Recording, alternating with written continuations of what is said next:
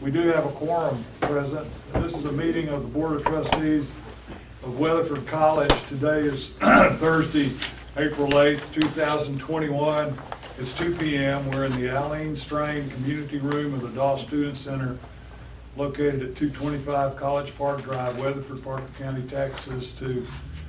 We're here to consider and act on the posted agenda, and going through agenda item number 1, which is call to order. So we'll move to the invocation. Ask Mr. Baker to conduct that, please. Yes, sir. Thank you. Please bow with me, if you will. Lord, we're so thankful to you for so many things today, the sunshine, the weather, this semester where you've allowed us to have students on campus and activities, and we're very thankful for all you've done for Weatherford College. Thank you for our board members and our team members that are here today. Please bless them. Please be with them as they deliberate, and please be with our students for the rest of this semester.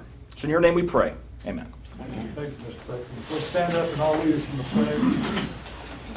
I pledge allegiance to the flag of the United States of America and to the republic for which it stands, one nation under God, indivisible, with liberty and justice for all. Thank you. Be seated. Ms. Worley, do we have any public comment individuals? Yes, sir. Thank you, ma'am.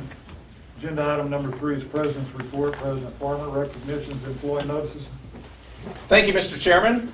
Mr. Chairman and members of the Weatherford College Board of Trustees, I would like to give a few brief recognitions and employee notices. Recognitions. Congratulations to Dr. Haeyong Song and Dean Dwayne Durrett on the highly successful launch of the 3rd annual Weatherford College International Piano Competition. The event has attracted world-class judges and contestants. This prestigious event is further growing our strong institutional reputation. Ralph Willingham, Weatherford College Veterans Coordinator, recently received the 2021 President's Excellence Award from the Texas Association of Collegiate Veteran Program Officials Organization. This award is for excellence of service in the state of Texas to veteran and military students. Congratulations, Ralph Willingham. WC students Jay Love, Joe McClendon, Carrie Price, and Chrislyn McFarland were recently honored by Phi Theta Kappa. They were named to the 2021 All-Texas Academic Team. The virtual medallion ceremony was sponsored by the University of Texas System, the Texas Association of Community Colleges, and Phi Theta Kappa. Go Coyotes! Congratulations are in order to Agriculture Professor and Department Head Vance Christie and his team of volunteers for hosting a safe Parker County Weatherford College FFA event. Just under 2,000 FFA students recently competed in 13 events. The annual event promotes many of our WC academic programs. Employee notices. DMAC Local requires the college president to provide the names of contracted employees that have resigned since the last board meeting. In accordance with this policy, the following individuals have submitted resignations. Beverly Gibbs, the manager of academic support, has retired effective 5/31/21. Loretta Huddleston, our institutional scheduler, has retired effective 4/30/21. Diane Irwin, a nursing instructor, has resigned effective 5/7/21. Jenny Jones, an instructor in social sciences, has resigned effective 8/13/21. Clementina Nuncio, a food service worker, has retired effective 3/31/21. Greg Schrader, our Executive Director of Information Services, has resigned effective 4/9/21. Ken Smith, our Director of Information Systems, has resigned effective 3/31/21. And Allison Stamatis, our Life Science Instructor, has resigned effective 5/8/21. We thank these team members for their service and wish them the very best in future endeavors. Mr. Chairman, that concludes the President's report. Thank you, Dr. Farmer. Moving to item number 4, consent agenda and financial reports, includes the minutes approval, financial reports ending March 31st, approval of the Lucian contract, on purchasing supplier management software for the purchasing department. Any questions or comments on those items before I ask for a motion? If not, is there a motion to approve those items? I so move. Is there a second? Second. Motion second, all in favor say aye. Aye. Thank you. Move to reports, item number 5 on the agenda. 3 items there as stated. President Farmer. Thank you, Mr. Chairman. Mr. Indy has provided in writing the guided pathways, numbers with heart, quality enhancement plan, and demand study updates. You've received those as part of your packet, and he is here if you have any questions for him at that time. If not, we can certainly follow up at a later date. Any clarification on any of those standing reports? No, thank you. Okay, hearing none, moving to our Chief Financial Officer report. Dr. Andrew Cantrell serves Weatherford College as the Executive Vice President of Financial and Administrative Services. Dr. Cantrell is a graduate of Weatherford College and ultimately went on to complete her doctoral degree in educational leadership from Texas Tech University. She recently completed her 40th year of service to Weatherford College. Dr. Cantrell oversees the finances of a complex organization with an annual budget of over $68 million and a payroll of approximately 600 employees. Under the direction of Dr. Cantrell, both Weatherford College and the Weatherford College Foundation have consistently received clean annual audits. Most recently, Dr. Cantrell has been very helpful with 2 high-priority organizational objectives. She has helped move Weatherford College towards the maximization of our Success Point funding from the state, and she has met the goal of Weatherford College becoming only the 3rd college in the great state of Texas to earn a financial transparency star from the state comptroller. In a recent report from the Texas Higher Education Coordinating Board, Weatherford College was ranked as one of the most financially healthy colleges in the state. Under her recent leadership, she is moving the financial house of Weatherford College from good to great. Dr. Cantrell, thank you for your professional service. At this time, I would invite you to share a few details about the responsibilities of your position and the importance of Success Point funding. Thank you for the opportunity.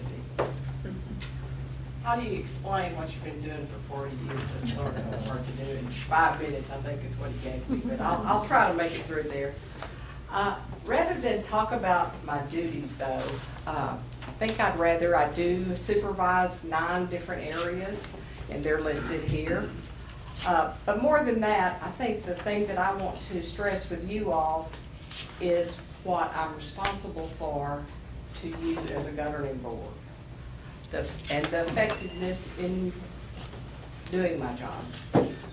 The major goals that were established in my job description were to establish high standards and quality for effective financial and administrative affairs, provide progressive, effective leadership for effective management to ensure compliance with state and federal regulations, establish effective procedures and methods for implementation for administrative areas such as financial affairs, budgeting, purchasing, technology, maintenance, etc., and coordinate college participation in various college or grant-sponsored programs established by the Higher Education Coordinating Board and various other grant-sponsored programs.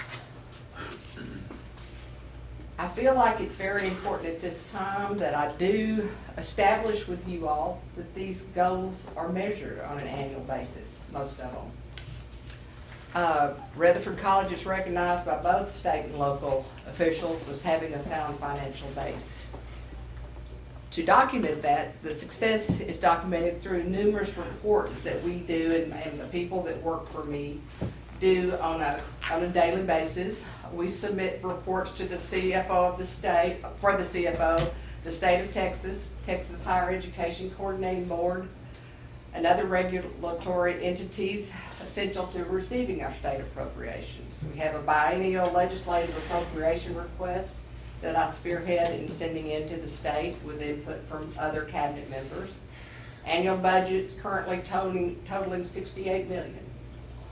Annual financial audit reports, which recently received an unqualified opinion, just as I have for all 40 years that I've been here at the college.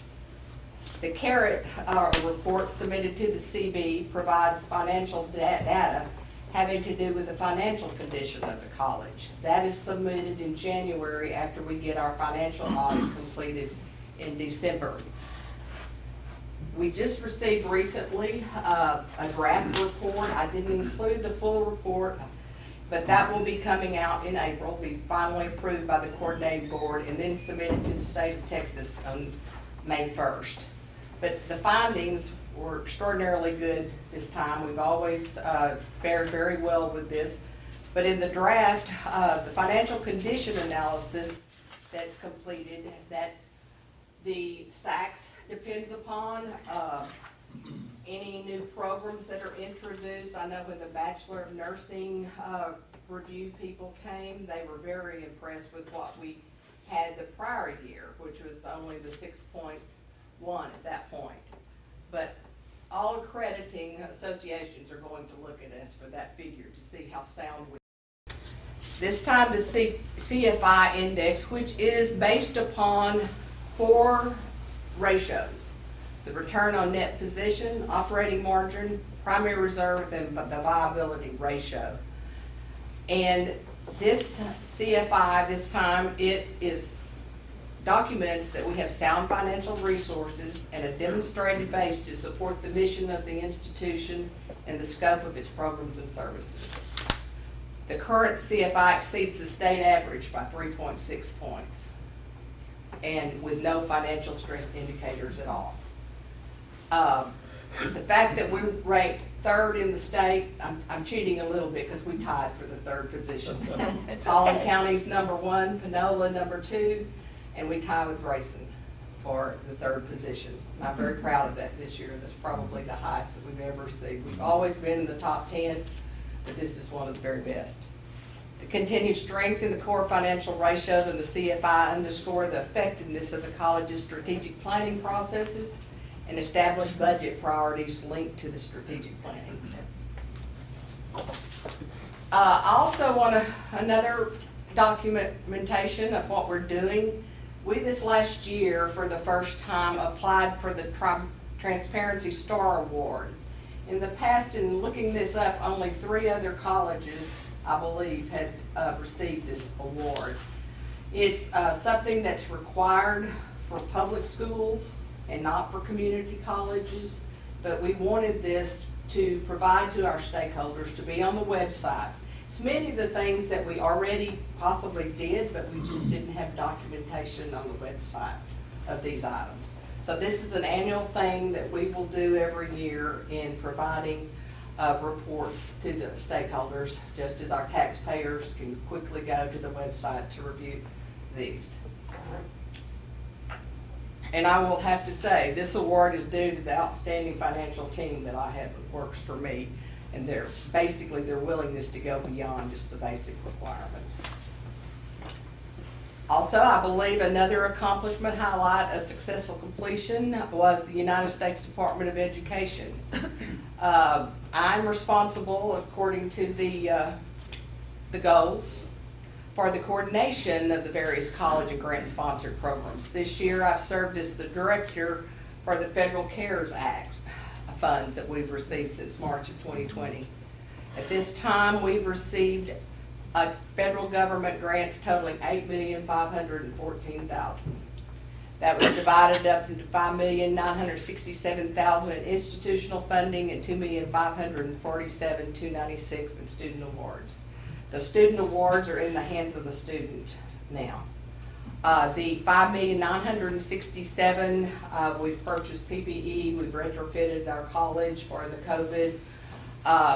We have done a number of things, and we've just been given the okay a month ago that we can offset some of our lost funds in tuition and services. And so we're going back to try to cover those, even the part that we budgeted less dollars than what had been the prior year. We didn't budget it because we went back in August thinking, well, we're down, we've got to take some of it out, we're not going to make it. So we will be able to offset a lot of those funds. So I'm keeping that right now until I can offset all of our lost funds. And then they'll open up to other things. We're going to start working on a new efforts with the online classes. Mike has asked that we go in and it be where our instructional people can go in, and Sarah and them can go in and zoom in to see what's going on in the classes. And it's going to be a big thing this summer for technology to install what we need to do to have greater transparency in the classroom with our what's going on, greater accountability with our faculty, and also we're planning on spending a lot more money in training for faculty members to teach online. And so these dollars are very valuable to us right now in meeting our budget, for one thing, for the next year.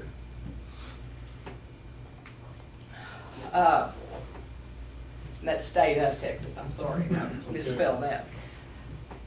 This last year, and I don't have the numbers for this year, I know where I think we're going. Right now, what the co-board has recommended, but this is how our funds, the appropriations were set out. Core operations, $1,360,000, this was for the biennium. Contact hour formula, $14,823. Student success points, $1,934,596, or 10.7% of our budget. I know many of you all know that when I started my doctoral program years ago, I was very interested because that was right at the time they had switched over to performance-based funding. And it scared me to death. I thought, I've got to become very knowledgeable on this very quickly. I always, before we had gone through the easy years where all we had to do was recruit students. We were not held accountable for how the students completed their classes. And so that was changing. That was in 2013, performance-based funding was adopted, where student success points became very important to all of us. For the coming year, I'll just tell you right now, the co-board has recommended 12% of the pie to go to student success points. We currently, go on a little bit further. The goal of the student success point system is basically to reward the college for the improvement in student achievement. The metric system used in the model is designed to reward achievement and progress for all students, from the least prepared student to the most college-ready student. Both academic transfer student and workforce students are included. The student success point metric system was developed on the premise that it should be transparent and predictable and equitable across all college districts. Student success points was developed and refined beginning 2010 and implemented in 2014.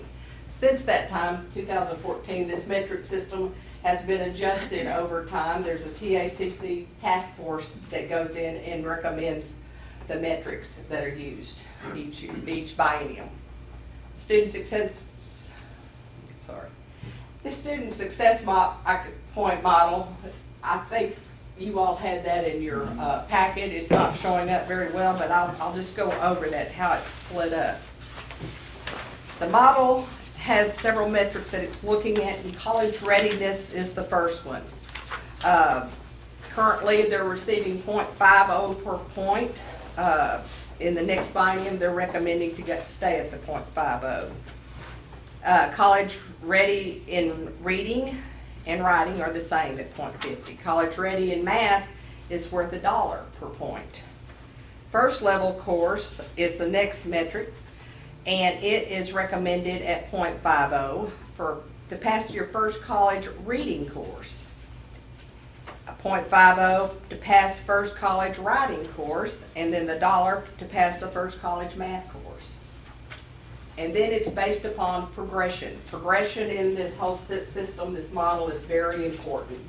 And that ties back to what taxpayers were saying. Okay, we're starting so many students a year, but how many students are actually graduating? I think there was a big billboard in Austin, Texas put up that referred to how few students were actually graduating with a degree from some of these colleges. The final one, the progression is to complete the first 16 credit hours is worth $1. That will stay the same, and complete 30 semester credit hours, another $1. Your credential transfer will be receiving 2.75, a transfer with 15 semester hours for credit hours, and then 1.20 for degree certificate awarded. That one went down from 2.0. And then the degree certificate awarded in critical field went up from 2.25 to $3.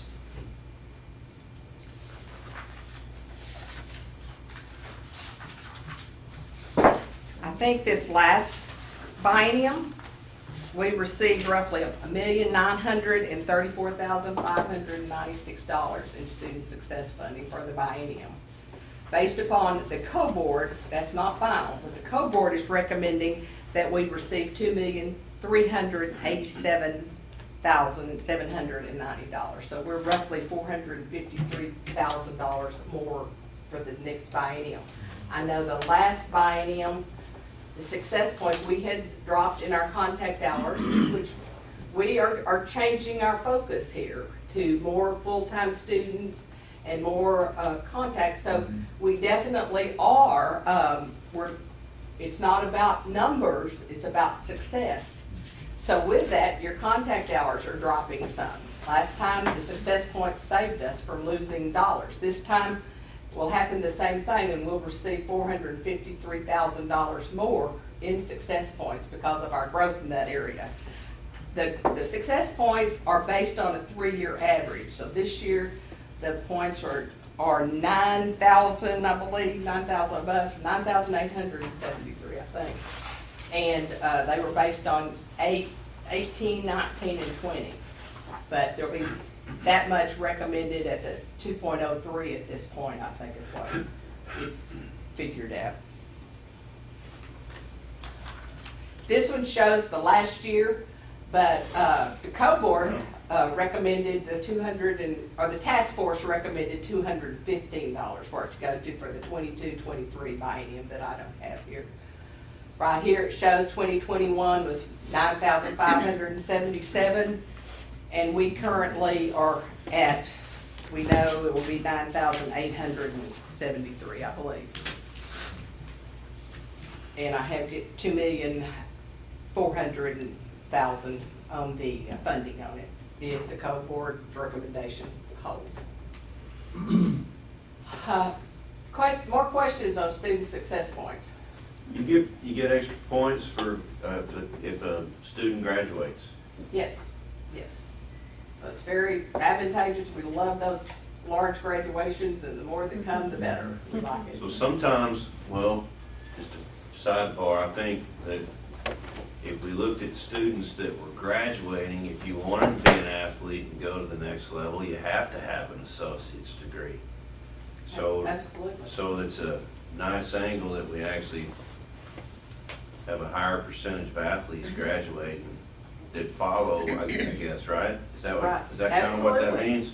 When this first rolled around too, we had a lot of students that would get close to graduation, they knew they were going to transfer, and they'd just drift off. It didn't really matter. Well, I'm going on to another institution. Well, we've recruited, Adam and his crew and different ones have encouraged people to come back and apply for graduation, which they can do. Yeah. You can go in and transfer a history class from a university back to Weatherford College and get your degree from Get that Weatherford degree. College, and that counts for us. And we've That's picked up important. a lot of points over that over the years, which a lot of other schools have done. In fact, I did that myself. It showed, my degree was in 1975.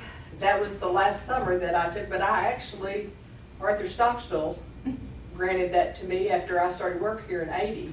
And he went back and looked at the last time that I took the course that made my degree work. So I had already done that, but many students don't know about it. So I encourage all of them. I said, you never know where you're going in life. That degree may make a difference for you.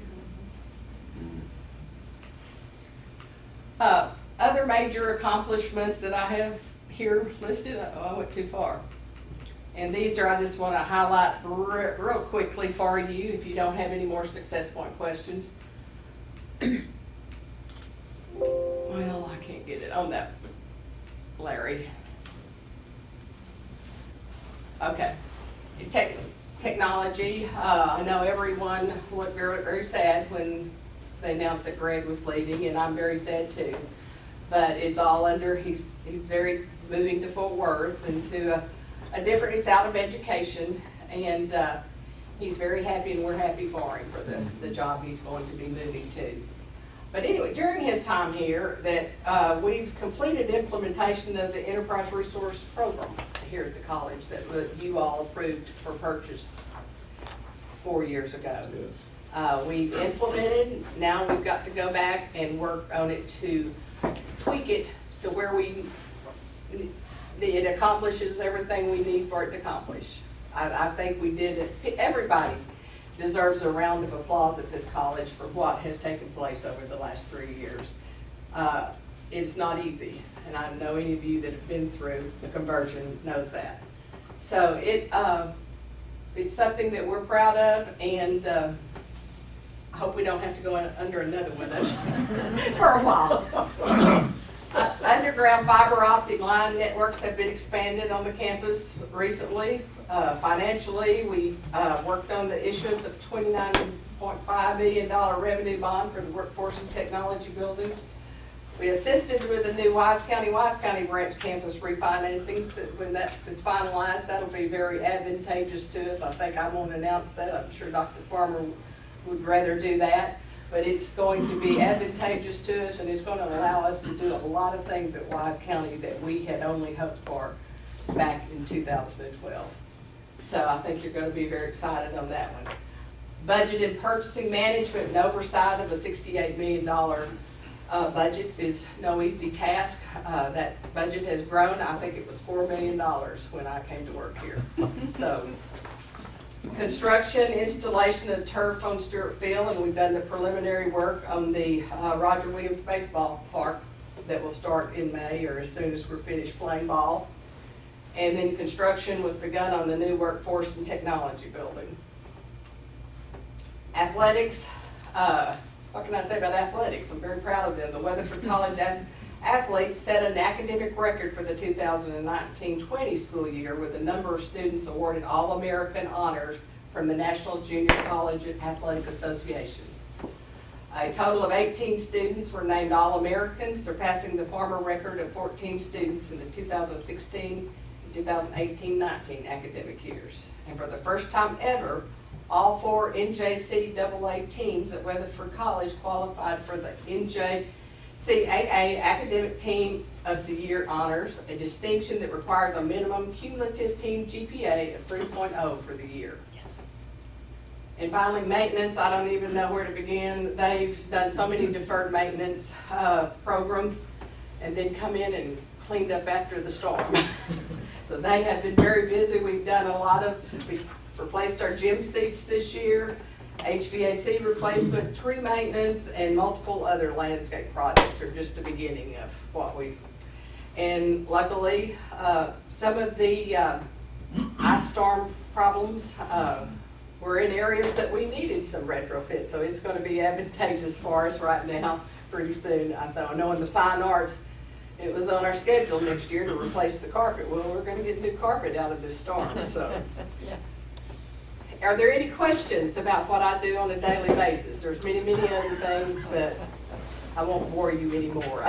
No, it's not a bore at all. What I think the importance of it is, when we look at our administration, we've got so much work going on that level. And what we find so many times is people just take it for granted.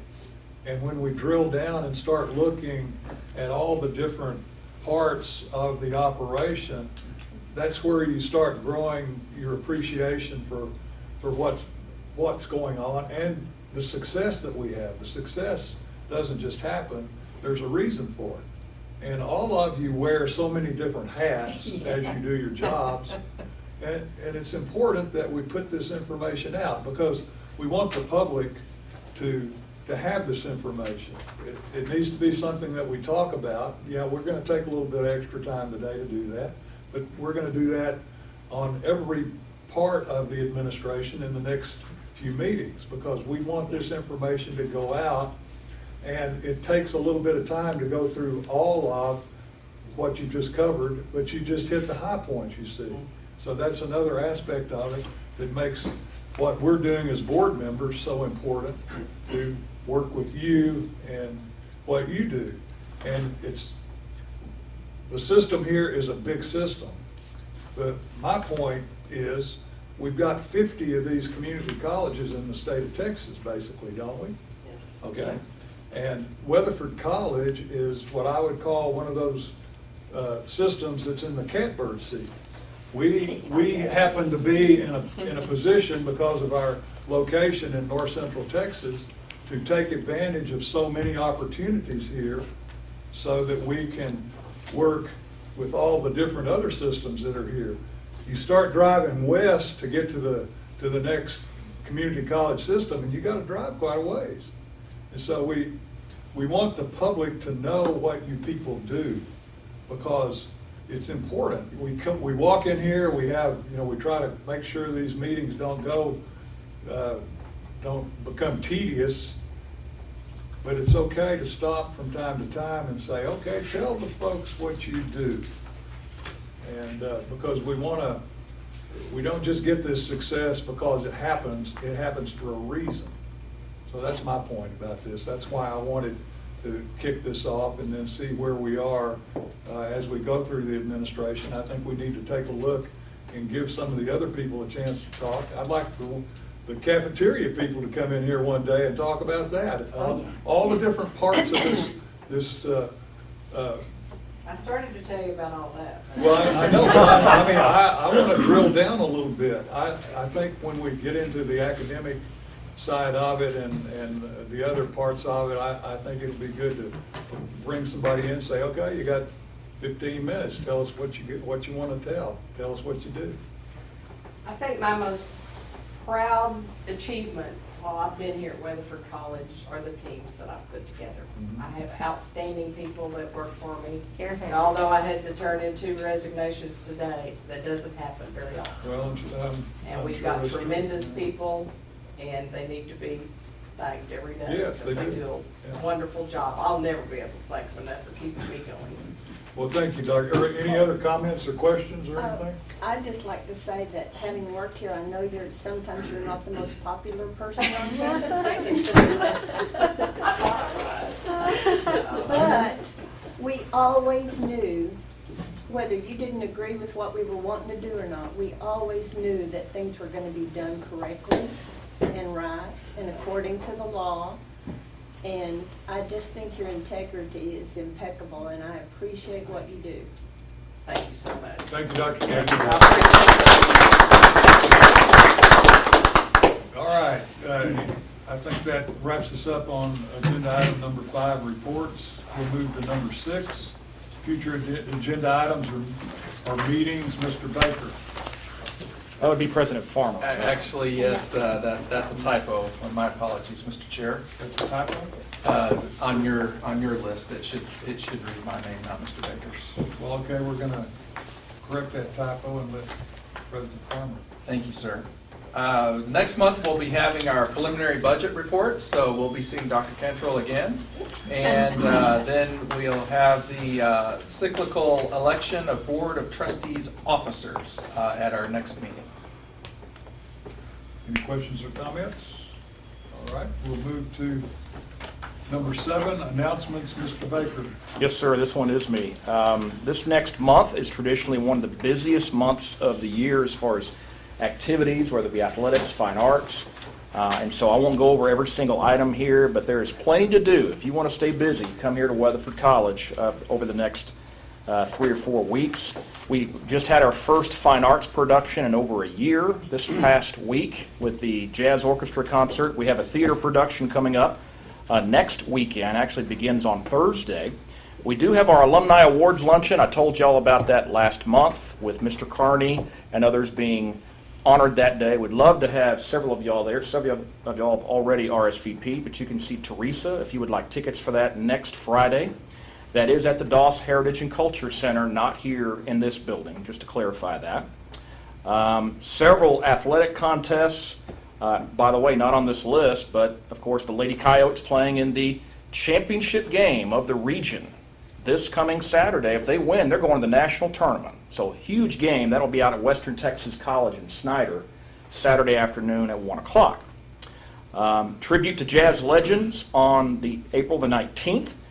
WC Rodeo. This is the closest rodeo of the year for our team. If you've been wanting to see our rodeo team in action during their actual Southwest region competition, this will be at Tarleton State University in Stephenville, April 22nd through the 24th, if you want to go there and cheer on Johnny and the guys.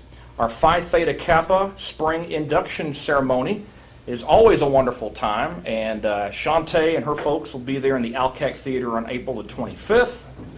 And then it's all about the music. I highly recommend that you attend this concert April the 30th. Dwayne Direct puts this together. It's a tremendous, well-rounded show of a lot of great musicians, and that'll be in the Alcac as well. And of course, commencement, May the 8th, Kangaroo Stadium. That will start at 9 o'clock. Mr. Finley and his team have put together a wonderful program. Thank you, Mr. Baker. Dr. Farmer, anything before we go into closed session? Yes, sir. One other announcement. We just appropriately gave credit where credit was due to Dr. Cantrell and her team. I would be remiss if I didn't announce how extremely proud I am of the role that both faculty and staff have driven our Guided Pathways initiative, which has resulted in the student success that you saw on that slide, and given us that success point funding as well as all of the student success. So I really want to announce how I sincerely and deeply appreciate the efforts, the extreme efforts during a global pandemic of both our faculty and staff and the leadership of our faculty and staff. So thank you all. Thank you. Okay, we're going to close the session, open session, and we'll begin our closed session in about 2 minutes, and we will be covering in the closed session the items that are stated in item 8, closed session A, B, C. Thank you very much. Andrew, do they give us points for